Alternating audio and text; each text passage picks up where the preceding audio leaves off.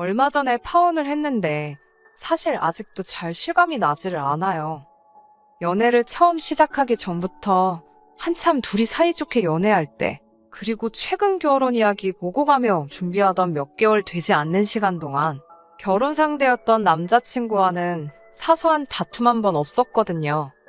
차라리 둘 사이의 성격 차이 때문에 커다란 문제가 있었다던가 아니면 막장 드라마에나 나올 법한 들켜서는 안 될 말 못할 과거가 있었다면 차라리 이렇게 억울한 기분이 들지는 않았을 겁니다.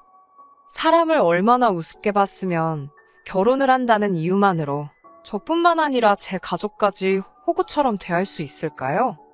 아무리 아직도 여자가 결혼을 하면 시집을 간다고 말을 하긴 하지만 세상이 바뀐 지가 언제인데 말도 안 되는 논리로 예비 며느리 후려치려는 집이 다른 집이 아니라 제가 결혼까지 하려고 했던 그런 집일 줄은 생각도 못했습니다. 저는 지방광역시에서 공부했고 대학 생활부터 현재까지 쭉 서울에서 혼자 지내고 있습니다. 자랑은 아니지만 학창시절에 제법 공부 좀 한다는 소리 들으며 자랐고 학교에서도 기대가 많이 컸었거든요. 결국 서울대에는 가지 못했지만 서울에서 내놓으라 하는 대학교에 들어가게 되었어요. 부모님께서는 이런 저에게 지원을 아끼지 않으셨고 그래서 대학교 때는 다른 데 신경 안 쓰고 공부에만 열중할 수 있었습니다. 물론 생활비까지 다 내주신다고 해서 제 용돈까지 다 해주시는 건 아니었기에 방학 기간에는 서울에 머물면서 과외 같은 걸 하고는 했어요. 명절 때 말고는 저도 고향집에 내려갈 시간이 없다 보니 부모님께서 그 점이 많이 아쉬웠나 봅니다. 사실 지역에도 큰 회사들이 많기 때문에 부모님은 제가 대학교를 졸업하면 취직은 집 근처에 있는 이름 있는 회사에 들어가길 원하셨어요. 하지만 저도 나름 뜻이 있어서 공부를 해왔고 더 좋은 기회를 찾으려 노력하다 보니 결국은 서울에서 자리를 잡게 되었습니다. 부모님께서는 아쉬워하셨지만 결국엔 주변에 자랑을 하고 다니실 정도로 기분은 좋았나 봅니다. 회사도 국내 굴지의 대기업이기도 하고 복지면에서나 월급면에서나 지역에서 가장 좋은 회사를 두고 본다 하더라도 비교도 안 되게 좋은 곳이었거든요. 저 때문에 조금 더 고생을 하긴 하셨지만 부모님은 노후 준비가 어느 정도 다 끝나 있던 상황이었어요. 원래는 본가 근처에 있는 시골 쪽에 땅을 사놓고 거기에 전원주택을 지어놓고 텃밭 같은 거 가꾸며 은퇴를 하실 생각이었는데 막상 제가 서울에 자리를 잡으니 한번 서울에 살아보는 것도 나쁘지 않겠다 생각을 하셨나 봅니다. 그래서 은퇴 자금을 가지고 서울에 아파트를 하나 구입하셨어요. 그 당시에는 대출의 규제도 지금처럼 심해지기 전이었고 그때 당시에도 비싸긴 했지만 집값이 지금 정도까지는 아니었거든요. 대신 시골에 집 짓고 사는 예산보다 서울의 아파트가 예산을 훨씬 더 넘었기 때문에 부모님이 은퇴는 잠깐 미뤄두시고 더 일을 하게 되었습니다. 원래는 전세를 놓아도 되는 거였는데 어차피 제가 서울에 있는데 남한테 전세를 줄 필요가 있냐고 하시면서 어차피 남의 집에 살면서 월세 내고 그럴 거면 마음이라도 편하라고 어머니가 사놓은 아파트에서 살아도 된다고 허락을 해주셨어요. 관리비만 제가 내기로 했고 대출이자 다 갚아서 부모님이 서울 올라오시기 전까지는 제가 그 집에서 혼자 지내게 되었습니다. 그 이후로 저도 나이를 먹으며 시간이 지남에 따라 돈도 어느 정도 모아놓게 되었고 남들 하듯이 연애도 몇 번 하고 그랬지요. 그렇게 결혼 이야기까지 오가게 되는 남자친구를 만나게 되었습니다. 남자친구도 비슷한 학벌에 서로 비슷한 규모의 회사를 다니고 있습니다. 서로 누가 더 잘났네, 못났네 따질 필요 없을 정도로 비슷한 조건이었고 연애하는 동안에 사소하게 다툴 일도 거의 없었기에 두 사람 서로 마음 한구석에서 결혼 생각을 하기 시작했어요. 말씀드린 대로 두 사람 사이에 아무런 문제도 없었는데 신혼집 때문에 이 사단이 나게 될 줄은 정말 상상도 못했네요. 요즘 부동산 시장이 말이 아니잖아요. 매일 뉴스를 봐도 좋은 소식이라곤 하나도 없고요. 덕분에 저희도 고민이 생긴 게 요즘 집값이 더 내려갈 수도 있다. 이자는 날이 갈수록 올라간다 하는데 무리해서 신혼집을 구해야 할 이유가 있나 싶더라고요. 다른 건 몰라도 둘이 모아놓은 돈이 꽤 되다 보니 신혼부부 대출 받으면 낮은 금리로 전세자금 대출도 받을 수 있을 것 같은데 아예 확신이 들 때까지는 전세로 사는 게 더 낫지 않겠나 하는 생각이 들었습니다. 그런 와중에 저희 어머니한테 제안이 왔어요. 어머니도 뉴스에서 집값 문제로 연일 난리인 걸 보고 계시니 고민이 많으셨거든요. 집값이 계속 떨어질 거라는 말은 제가 지금 살고 있는 어머니 명의의 집도 피해갈 수 없는 일이었죠. 다만 저희 어머니는 서울에 집을 구하신 지가 오래되었고 사실 여전히 그때 가격과 비교해보면 집으로 이득을 엄청 많이 본 상황이었어요. 거기에 아직도 소문만 무성한 재개발은 이루어지지 않아서 사실상 아직 집값이 한 번 더 오를 수 있는 호재가 남아있는 상황이고요. 그런데 어머니 입장에서는 이미 올 초에 집값이 최고점을 찍었고 지금 많이 내려간 상황인데 솔직한 마음에 조금 손해봤다는 느낌을 지울 수가 없었나 봐요. 그래서 행여나 집값이 더 떨어지면 떨어진다고 하더라도 어떻게 될지는 모르니 향후 3년 정도는 무슨 일이 있어도 흔들리지 말고 지켜보자는 결론에 다다르셨고 어차피 3년 동안 손 안 댈 집인데 그러면 저희도 그때까지 그 집에서 지내라고 하라는 제안이었지요. 저희 입장에서는 아쉬울 게 하나도 없는 제안이었던 것이 어차피 제가 지금 살고 있는 집이기도 하고 새로 전세 구한다고 대출받을 필요도 없었고 여전히 관리비만 저희가 내면 된다고 하셨으니 비용을 절약하는 측면에서도 이 상황보다 더 나은 상황이 없었습니다. 남자친구한테 이 사실을 말했더니 남자친구도 집 때문에 걱정이 많았다면서 다행이라고 하더라고요. 그러면서 정말 잘 됐다고 하면서 이제 결혼 날짜만 잡으면 되겠다고 좋아했습니다. 그리고 그렇게 예비시댁에 인사를 드리러 갔을 때였습니다. 둘 사이에 아무런 문제도 없고 친정어머니 덕분에 신혼집까지 어느 정도 해결된 상황이라 마음이 많이 놓인 상황이었는데 예비시모인 남자친구 어머니는 그 상황이 별로 달갑지만은 않은 듯 보였습니다. 첫 인상부터가 이렇게 된 상황을 조금 마음에 안 들어하는 눈치였어요. 남자친구가 이미 모든 진행 상황을 말씀드렸던 것 같더라고요. 그게 잘못되었다고 생각한 적은 없습니다.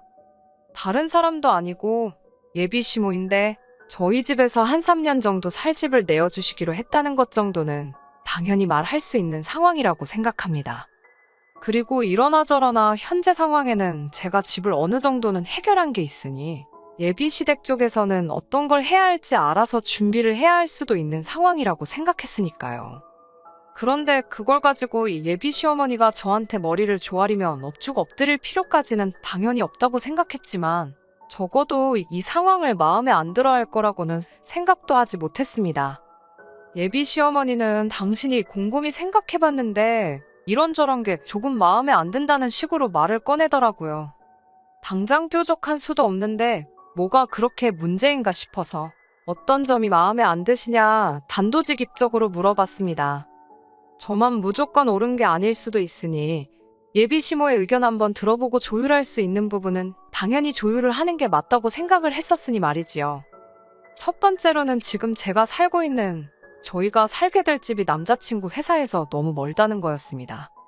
그 집이 서울 외곽이긴 했지만 어쨌든 재개발 여지가 있고 역세권이라서 대중교통을 타는 데는 그 어떤 어려움이 없었습니다.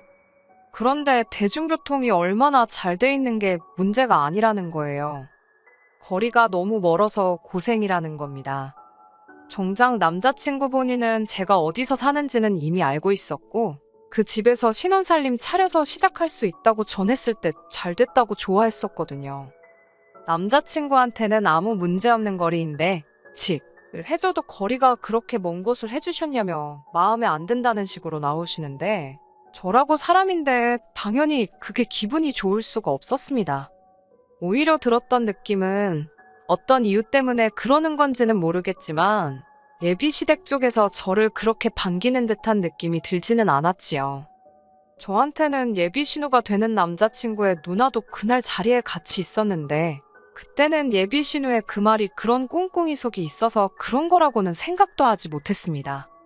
예비신우는 어디 동네면 동생보다는 우리 오빠네 회사가 더 가깝겠네 하면서 오히려 예비 시모보다 그 집에 대해서 더 많은 관심을 보였어요. 리모델링은 되었느냐, 서울 구축 아파트면 주차장이 많이 안 좋다고 들었는데 주차 공간은 붐비지 않느냐, 주변의 학구는 알고 있느냐 하면서요. 상황이 그런데 그래도 그 집에서 좋은 점을 찾아보려는 예비 신우의 행동이 저는 계속 무언가 마음에 안 든다는 식으로 나오고 있는 예비 시모를 설득해주기 위해서 저희를 도와주고 있는 거라고 생각했었습니다.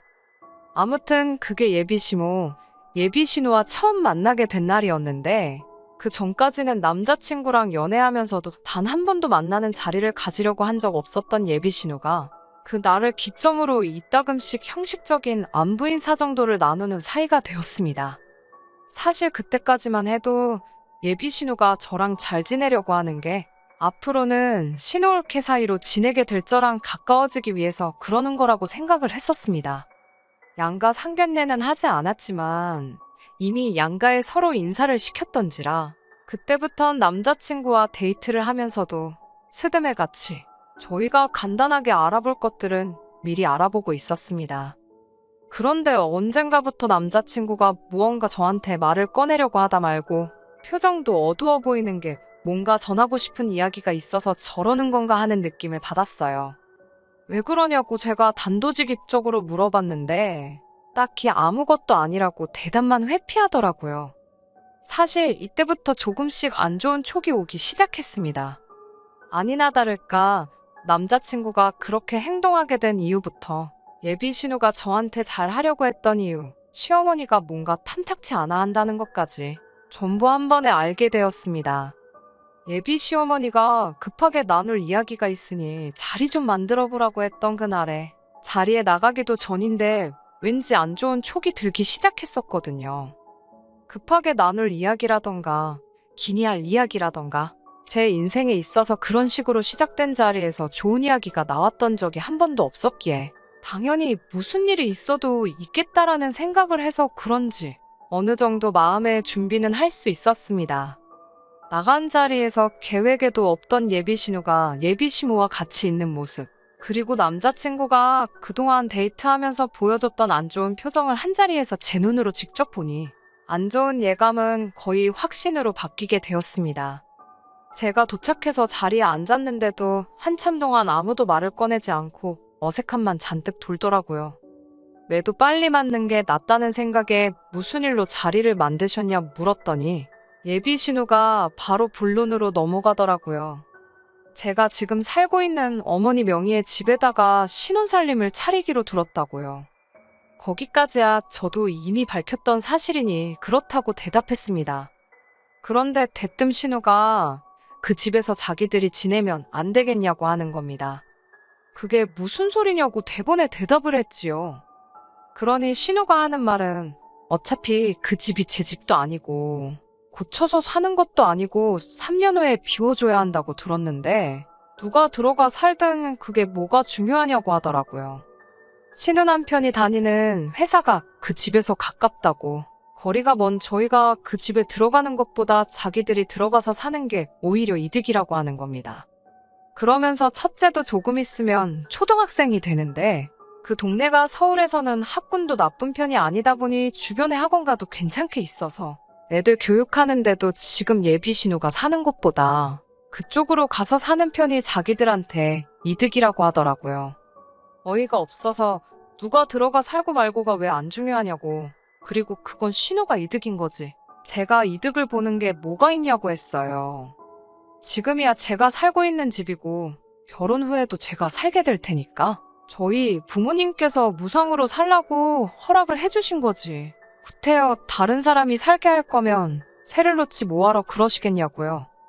그러니 이젠 시모가 말을 가로채 이어서 말하기를 저보고 이기적이라고 하면서 왜 너 이득 볼 생각만 하냐고 하는 겁니다.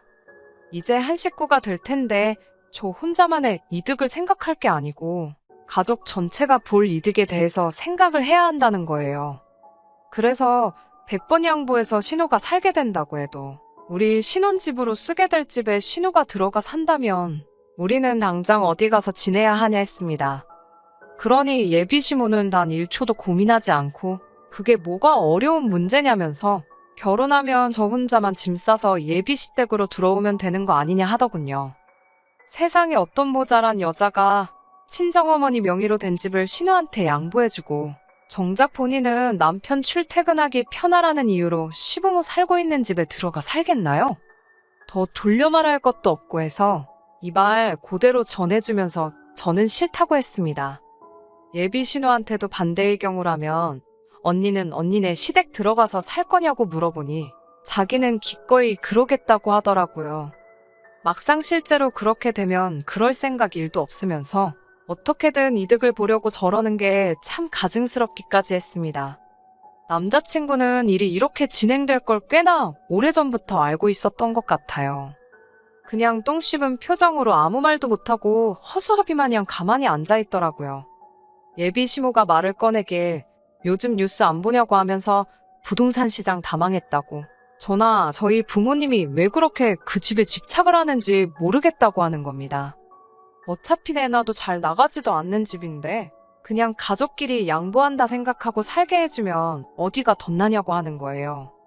그러면서 한다는 말이 아니면 신은혜 보고 그 집을 사라고 할 테니 헐값에 넘기라더군요. 무슨 가격을 부르나 봤더니 암만 부동산 시장이 엉망이고 폭락을 했다고 해도 현재 시세가 6억 왔다 갔다 하는 아파트를 무슨 1억에 넘기네 마네 그런 이야기를 하더라고요. 그러면 그 1억에 니들 모은 돈 가지고 아들 출근하기 편한 곳에 전세로 집 하나 구할 수 있지 않겠냐면서요.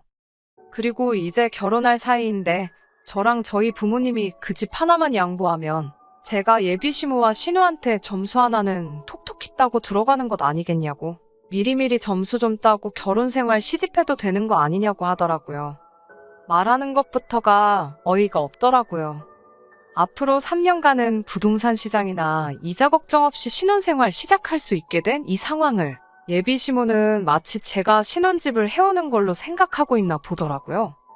자기 엄마랑 누나가 말도 안 되는 똥고집을 부리면서 있는데 다행히 남자친구가 나서서 동조를 하거나 하진 않았지만 똥 씹은 표정하고서는 자기는 아무 잘못 없다는 식으로 자기도 피해자인 것 같은 표정을 하고 있더라고요. 그게 염치는 있구나 봐줄지언정 정신머리가 제대로 박힌 놈이 할 행동은 아니라는 생각이 들었어요. 온갖 불쌍한 척은 다 해서 어찌어찌 예비 시모나 신우가 우리 친정엄마 집을 거저먹으려는 계획을 막아내고 그 집에서 계획대로 신혼집 차리고 결혼생활 시작한다고 하더라도 앞으로 저런 자식하고 결혼해봐야 고부 갈등이 생기는 건 당연한 일이고 제대로 된 방패막이 역할은 긁는 거나 마찬가지라는 생각이 딱 들었습니다. 더 이야기할 것도 없었어요. 날강도라고 하더라도 이 정도로 양심 없게 남의 재산을 거저먹으려 들지는 않았을 겁니다. 그래서 조용히 자리에서 일어나서 한마디 했어요. 모자란 남자를 내 남편으로 받아들이는 거에 대해서 후회는 없겠지만 낯짝 두껍고 파렴치한 사람들을 내 남편의 가족이라는 이유 하나만으로 감싸고 가야 한다면 평생 후회 속에 살 것 같다고, 그리고 지금이 딱 그런 상황이라고요. 저는 결혼 후에 제 결정을 후회하면서 살고 싶은 생각이 없으니 이혼보다는 파혼이랬다고 그냥 결혼은 없던 일로 하자고 했습니다. 저나 저희 부모님을 얼마나 호구로 봤으면 살고 있는 집을 양보해주고 나는 시집살이를 해야 한다고 하질 않나, 시세의 절반도 안 되는 가격으로 집을 넘기라고 하질 않나 하고 있겠냐고요. 예비 시모는 상황 파악도 못하고 저보고 자기도 계산적인 며느리는 보기 싫다고 하더라고요. 그러니까 남자친구가 그제서야 얼굴이 사색이 되어서는 다 늦어서 제 편을 들기 시작하는 겁니다. 솔직히 엄마고 누나고 다 너무했다고 하면서 그동안 저랑 결혼 준비하면서 보였던 표정이 이미 진작부터 오고 갔던 이야기라는 건 어린애라도 눈치챘을 법한 상황이었어요. 하지만 너무 늦었죠. 파혼하게 생겼으니 늦게나마 저를 잡으려고 자기가 잘못한 거 뉘우치고 잘 하려는 것처럼 보일 수도 있겠지만 오히려 더 늦게 저렇게 액션을 취하는 게 더 괘씸했어요. 진작에 저렇게 나올 수 있었는데 집을 양보한 애 만에 이 이야기가 끝까지 오고 갈 때까지 듣고만 있었다는 건 솔직히 간보는 거나 마찬가지잖아요. 되면 좋은 거고 안 되면 내 편 들어주는 척 하면서 내 마음 돌려놓고 남자친구한테 거지근성으로 똘똘 뭉친 너네 가족도 문제지만 너같이 속이 음흉한 놈이 더 문제라고. 이 파혼이 꼭 니네 가족 거지근성 때문에 되는 게 아니라고도 확실히 말해줬습니다. 더 말할 것도 없고 내가 너랑 결혼해서 니네 집 구석을 내 가족으로 들이는 게 우리 부모님이 가지고 계신 아파트 가격에 비하면 아무 이득될 것도 하나 없으니 결혼 이야기는 없는 걸로 하고 각자 갈 길 가자고 했습니다. 이제 와서 미안하단 말 할 것도 없고 애초에 잘못된 거 진작에 알았으면 미안할 일을 안 만들었으면 되는 거 아니겠냐고 하니 남자친구나 예비 시모나 그 자리에 누구도 제 말에 그럴싸한 대답을 하는 사람은 아무도 없더군요. 주변 지인 중에서 저한테 그래도 그렇지 그렇게 오래 만나고 결혼 이야기까지 오고 가던 남자친구를 하루아침에 헌신작 버리듯이 버릴 수가 있냐고 하는 사람도 있더라고요. 대화로 해결할 수 있던 부분이 있지 않았겠냐고 너무 극단적이라고 하는데 저는 그런 말 들어도 여전히 제가 잘못했다는 생각이 들지는 않습니다. 오히려 괜히 질질 끌었다가 나중에 이 꼴 저 꼴 못 볼 꼴 다 보고 그리고 나서 후회 속에 이혼하는 것보다 길게 볼 것도 없이 결혼조차 안 하는 게 더 이득 아니겠냐는 생각이에요. 결혼이 사랑만으로 할 수 있는 게 아니라는 말이 오늘따라 더 와닿는 하루네요. 끝까지 들어주셔서 감사합니다. 오늘의 사연은 여기까지입니다. 구독과 좋아요, 알람 설정 부탁드리고 더 좋은 사연으로 다시 찾아뵙겠습니다. 감사합니다.